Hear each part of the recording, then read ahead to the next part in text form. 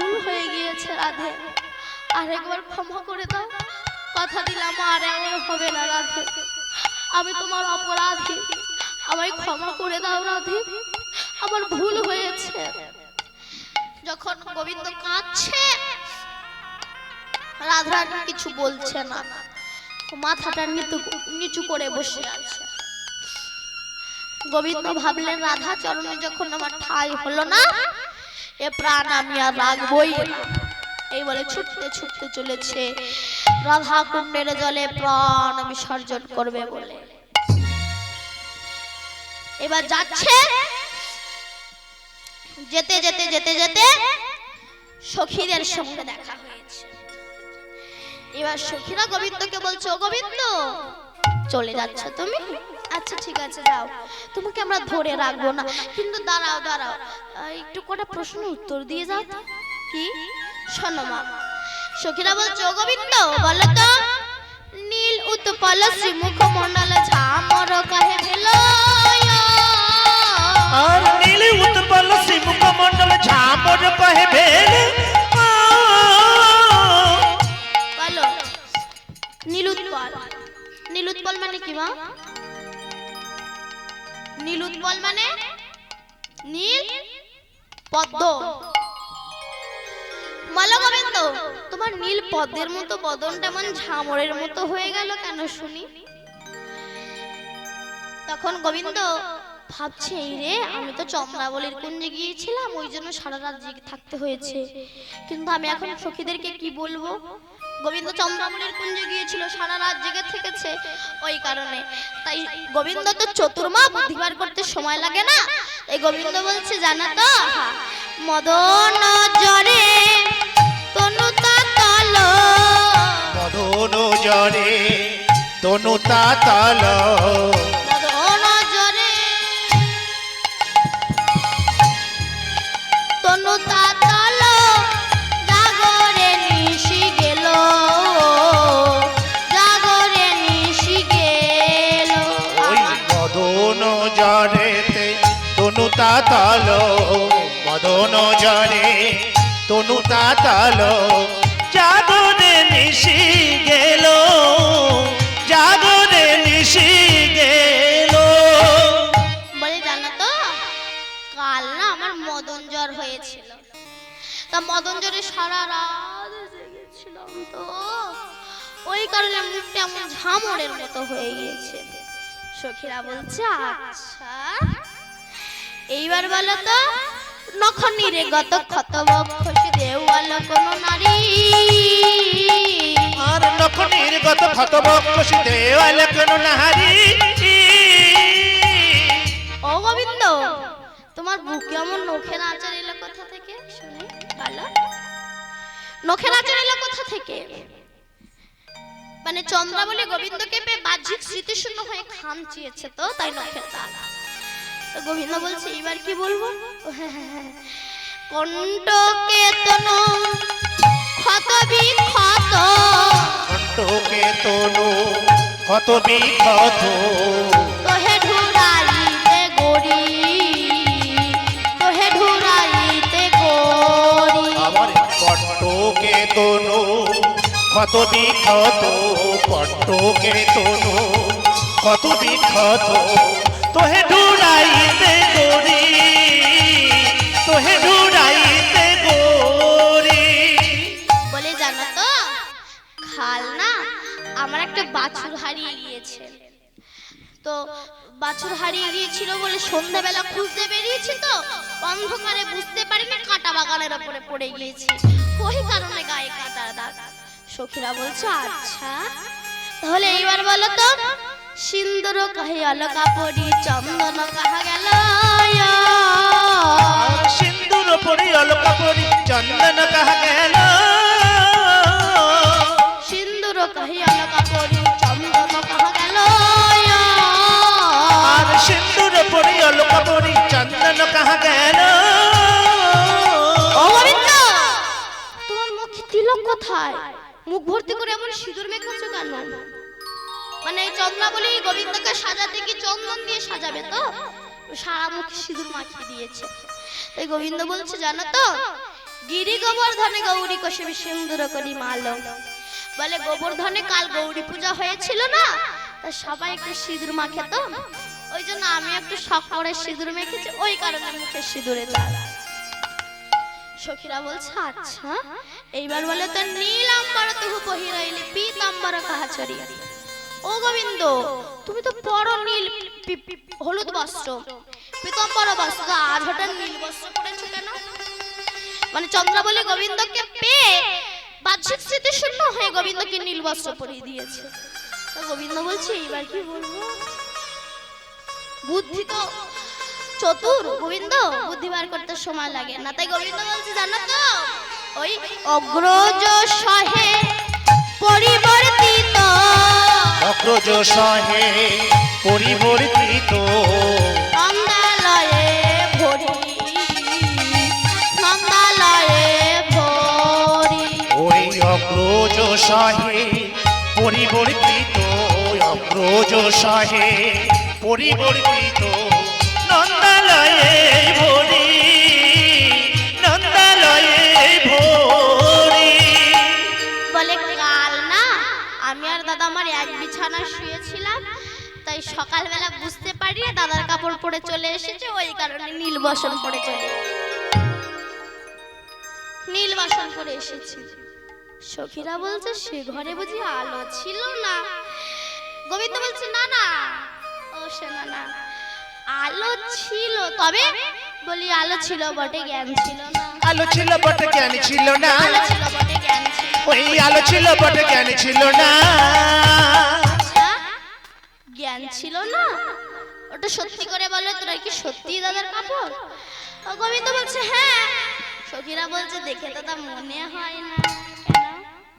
সখীরা বলছে ও গোবিন্দ বলো তো, এটা দাদার শাড়ি না দিদির শাড়ি? দাদার শাড়ি না দিদির শাড়ি, দাদার শাড়ি না দিদির শাড়ি? দাদার শাড়ি না দিদির শাড়ি। দিদির গন্ধ বেরোয়, দাদার শাড়ি না দিদির শাড়ি? দিদি দিদি গন্ধ বেরোয়, দাদার শাড়ি না দিদির শাড়ি। ওটা দাদারই শাড়ি।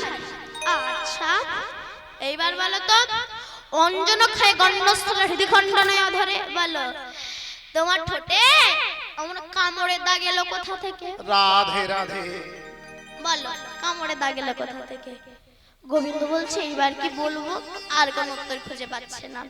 উত্তরের প্রতি উত্তর দিতে, উত্তরের প্রতি উত্তর দিতে, করা যায় শশী শেখরে, করা যায় শশী শেখরে।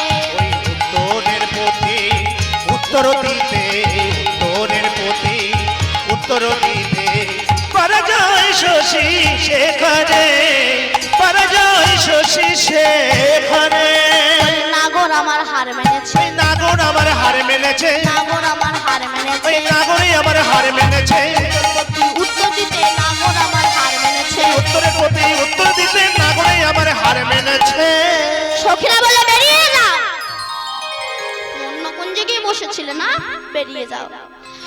গোবিন্দ ভাবছে রাধা চরণে যখন ঠাঁই হলো না, সখীদের চরণেও ঠাঁই হইতে প্রাণ আমি আর রাখবো না। এই বলে ছুটতে ছুটতে চলেছে, রাধা কুণ্ডের জলে প্রাণ বিসর্জন করবে।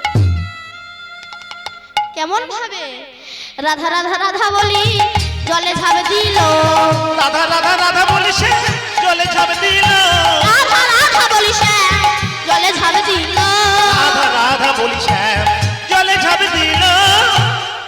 কৃষ্ণ পরশ জল শুকাইয়া গেল, আর কৃষ্ণ পরশ জল শুকাইয়া গেল, কৃষ্ণ পরশ জল শুকাইয়া গেল, আর কৃষ্ণ পরশ জল শুকাইয়া গেল, কৃষ্ণ পরশে জল শুকাইয়া গেল, আর কৃষ্ণ পরশ জল শুকাইয়া গেল, কৃষ্ণ পরশ জল শুকাইয়া গেল। জল শুকিয়ে গিয়েছে কেন না? মনে মনে ভাবছে রাধার মান ভেঙে যাওয়ার পরে এসে যদি বলে আমার গোবিন্দের প্রাণ কেন ফিরিয়ে দে, আমি কি বলবো? তাই জল শুকিয়ে গিয়েছে। এইবার গোবিন্দ ধুলার উপরে বালির উপরে রাধা নাম করে গড়াগড়ি দিয়ে হা রাধে হা রাধে হা রাধে বলে কাঁদছে। এই জন্য গোবিন্দকে পেতে গেলে লাগে বিশ্বাস, সেটাই আমাদের মধ্যে নাই। আসতে শোনো, এই জন্য নারদ গোবিন্দকে বলেছিল না, গোবিন্দ তুমি ভগবান হয়ে এমন এক পক্ষ কাজ করলে কেন? কেন না তুমি দুর্যোধনদের পক্ষে গেলে না, কৌরব পক্ষে গেলে না, অথচ পাণ্ডব পক্ষে গেলে কেন? তখন গোবিন্দ বলেছিল, নারদ, যে আমারে চাই তারে আমি চাই, যে আমারে না চাই তারে আমি না চাই। পথে পথের মধ্যে বিশ্বাস নাই, তাই আমি ওদের উপর যুদ্ধ করিনি। নারদ বলল, ওদের মধ্যে বিশ্বাস নাই, প্রমাণ কি? গোবিন্দ গিয়ে বলেছিল না, দুর্যোধন যুদ্ধ করো না, এই যুদ্ধে কত প্রাণ নষ্ট হবে, কত পুত্র তার পিতাকে হারাবে, কত পিতা তার পুত্রকে হারাবে, কত ওই রক্তক্ষয়ী যুদ্ধ করো না, বরং 5টা ভাইকে 5টা গ্রাম দিয়ে দাও, যুদ্ধ করো না। দুর্যোধন তখন কি বলেছিল? অহংকারী তো। দুর্যোধন বলেছিল না, কৃষ্ণ বিনা যুদ্ধে সুচাগ্রমে দিনী না করিব দান, সূচের আগায় যতটুকু মাটি ওঠে সেটাও দান করব না। গোবিন্দ বলেছিল তোমার ধ্বংস হবে। তখন দুর্যোধন বলেছিল না, দুঃশাসন আমার শত্রু কৃষ্ণ আবার আমারে জ্ঞান দিতে আসে, ওরে বেঁধে ফেলতো। যেই বাঁধতে গেল, এখানে কৃষ্ণ দাঁড়িয়ে ছিল, ওখানে চলে গেল, ওখানে যেই বাঁধতে গেল ওখানে চলে গেল, ওখানে যেই বাঁধতে গেল চতুর্দিকে কৃষ্ণ সরিয়ে গেল। অট্ট হাসি দিয়ে বলেছিল, দুর্যোধন গরুর দড়িতে কি আমারে বাঁধা যায় রে? হরি বল, হরি বল। তা যদি হতো, আমার মা তো কম চেষ্টা করেনি। 9 লক্ষ ধেনুর দড়ি জোড়া দিয়েছিল, আমাকে বাঁধতে পেরেছিল যতক্ষণ না আমি না বাঁধা পড়েছিলাম। ওরে দুর্যোধন, আমাকে বাঁধতে গেলে লাগে না শক্তি, যদি থাকে কিঞ্চিত পরিমাণে ভক্তি। লাগে না শক্তি, অল্প ভক্তি থাকলে আমার কাজ মিটে যায়, আমাকে বাঁধা যায়। তখন দুর্যোধন ভাবলো, কৃষ্ণ তো যে ব্যক্তি নয়। তা বলল, কৃষ্ণ কল্লপ্রাতে যে যুদ্ধ হবে, বলো সেই যুদ্ধে তুমি কার হয়ে যুদ্ধ করবে? গোবিন্দ বলেছিল, এক পাশে আমার 10,000 নারায়ণী সেনা আছে, আর একদিকে আমি আছি, বলো তুমি কাকে নেবে? কাকে নিয়েছিল বলো? অহংকারী তো নারায়ণী সেনা নিয়েছিল, কৃষ্ণকে নেয়নি। কৃষ্ণ বলেছিল, দুর্যোধন তুমি ভুল করছো। দুর্যোধন বলল, তাহলে আমার পক্ষে থাকো। বলে না, আর থাকা সম্ভব নয়, না তোমাকে থাকতেই হবে। তখন গোবিন্দ বলছে, ঠিক আছে, আমি গিয়ে আমার শয্যায় গিয়ে ঘুমাবো, আমি ঘুম চোখ খুলে যার মুখ আগে দেখব, আমি তার পক্ষ হয়েই যুদ্ধ করব। ঘুম চোখটা খুলে যার মুখ আগে দেখবো, তার হয়ে যুদ্ধ করব। এইবার গোবিন্দ মনে মনে ভাবছে, মাথার ধারে একটা স্বর্ণ সিংহাসনে রেখে দেব, আর পায়ের ধারে একটা আসন পেতে রেখে দেব।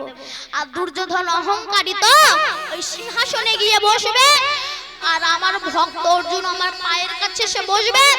আমি ঘুম চোখটা খুলে অর্জুনের বদন আগে দেখতে পাবো, আমি ভক্তের হয়ে যুদ্ধ করতে পারবো। এটা তার ইচ্ছা। এই বলে গোবিন্দ গিয়ে ঘুমাচ্ছে কপট নিদ্রায়, মাথার ধারে একটা স্বর্ণ চেয়ার রেখে দিয়েছে, পায়ের ধারে একটা আসন পেতে রেখে দিয়েছে। এবার দুর্যোধন সর্বাগ্রে গিয়েছে। সর্বাগ্রে গিয়ে দেখছে মাথার ধারে একটা স্বর্ণ সিংহাসন পাতা আছে। দুর্যোধন ওই সিংহাসনে গিয়ে বসেছে, বসে একটা পার উপর আর একটা পা তুলে নাড়াচ্ছে। আর দুর্যোধনের ওই পায়ের ধুলো গোবিন্দের মাথায় এসে পড়ছে, দেবতারা চমকে উঠেছে।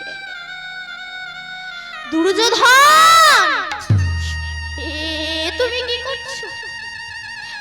যোগী মুনি ঋষি সাধক সাধিকা গন্ধর্ব কিন্নর দেব দেবী কোটি কোটি জন্ম সাধনা করে যে চরণ পাই না, সে হেন বিরিঞ্চিত বাঞ্ছিত ধন ভবের আরাধ্য দেবতা পতিত পাবন ভুবন মঙ্গল নবঘন শ্যাম, যে চরণ সাধনা করে যোগী মুনি ঋষি চরণ সাধনা করে পাই না, কত দেব দেবী সাধনা করে তবু সে চরণে পাই না, যে চরণের স্পর্শে কাষ্ঠতরী স্বর্ণে পরিণত হয়েছে, যে চরণের স্পর্শে হল্লা পাশানি মানবিনী হয়েছে, যার চরণ স্পর্শে অকাসুর বকাসুর পুতনা কালিয়ে সবাই উদ্ধার হয়েছে, যে চরণ স্মরণ করে দেবতারা সর্বক্ষণ উলুধ্বনি করে, দেবীরা উলুধ্বনি করে, ভক্তরা হরিধ্বনি করে, আর সেই কৃষ্ণের মাথার উপরে তুমি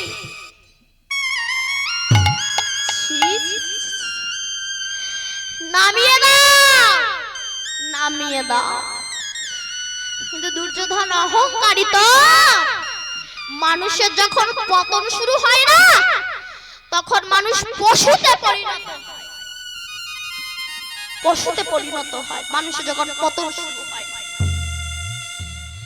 এগুলো পতনের পূর্ব লক্ষণ। এইবার শেষে গিয়েছে অর্জুন। অর্জুন মনে মনে ভাবছে দুর্যোধন আগে এসেছে মানে আমার কৃষ্ণ দুর্যোধনের হয়ে গিয়েছে, আর মনে হয় আমার হয়ে যুদ্ধ করবে না, আমার ওর হয়ে গিয়েছে। তাই অর্জুন চরণতলে বসে চোখের জলে ভেসে ভেসে কাঁদছে আর বলছে, হে দয়াময়, হে পতিত পাবন, হে ভুবন মঙ্গল, হে গোবিন্দ, এই হয়তো তোমার সঙ্গে আমার শেষ দেখা। আমি জানি দুর্যোধন আগে এসেছে মানে তুমি দুর্যোধনের হয়ে যাবে, আর আমার হয়ে যুদ্ধ করবে না, আমি জানি। তো তুমি চলেই যখন যাচ্ছ আমার পক্ষ হতে, শেষবারের মতো তোমার চরণে আমার একটাই নিবেদন, কি যতবার পৃথিবীতে জন্মগ্রহণ করব ততবার আমি যেন তোমার চরণের দাস হয়ে জন্মাতে পারি, আর কৃষ্ণ ভক্ত মাতৃগর্ভে যেন আসতে পারি, এটাই আমার তোমার কাছে শেষ চাওয়া। হরি বল, হরি বল।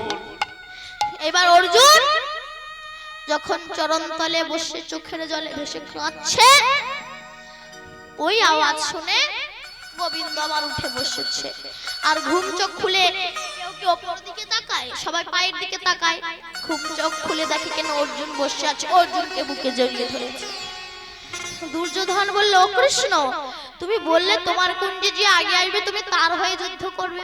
গোবিন্দ বলল, আমি তো তা বলিনি, আমি বলেছি ঘুম চোখ খুলে যার বদন আগে দেখবো আমি তার হয়ে যুদ্ধ করব।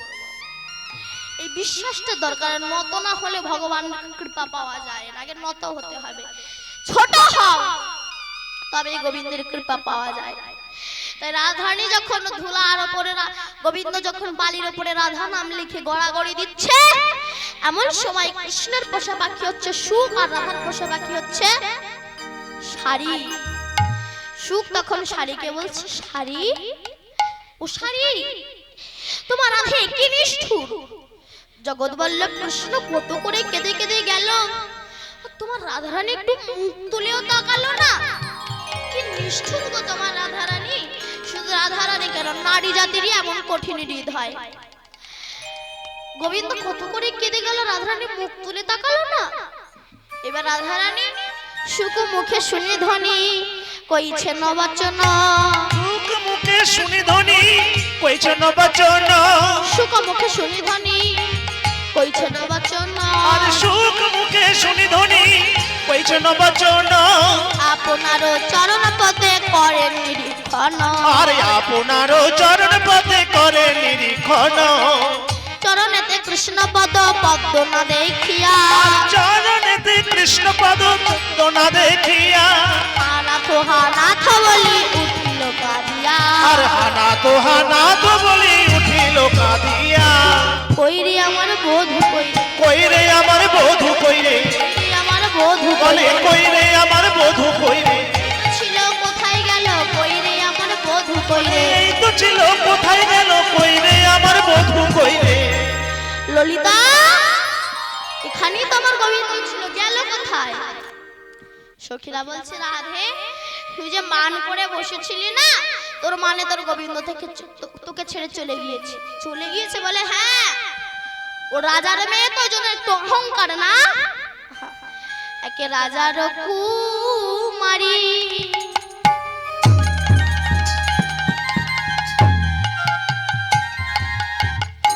হাতে গোয়ারি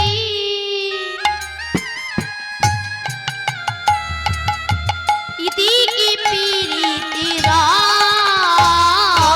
আর রাজার কুমারী ইতি কি গোয়ারি ইতি কি প্রীতি রয়। উঠে আই রে শাখা রাইখা কুকুয়েকা। উঠে আয় বিশাখা রাইখা কুকেকা। ওর কাছে থাকা ভালো নয়, কাছে থাকা ভালো নয়। উঠে আয় বিশাখা রাইখা কুকেকা। উঠে আয় বিশাখা রাইখা কুকেকা। কাছে থাকা ভালো নয়, কাছে থাকা ভালো নয়। কৃষ্ণ হ্যাঁ না ধন যে করে হিলা,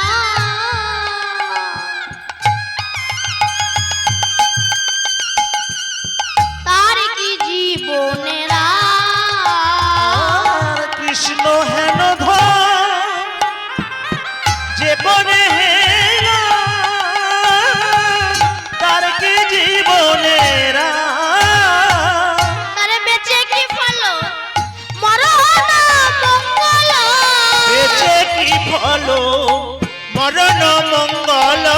কহে দিজ চণ্ডীদাস, কহে দিজ চণ্ডীদাস। তার বেঁচে কি ফল মরণ মঙ্গল। বেঁচে কি ফল মরণ মঙ্গল। কহে দিজ চণ্ডীদাস, কহে দিজ চণ্ডীদাস।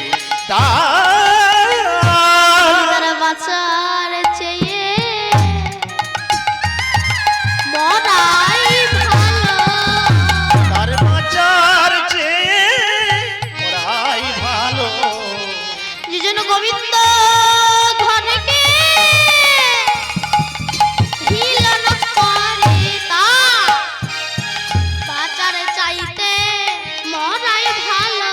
গোবিন্দ ধন হিলন পরে বাঁচার চাইতে মরণ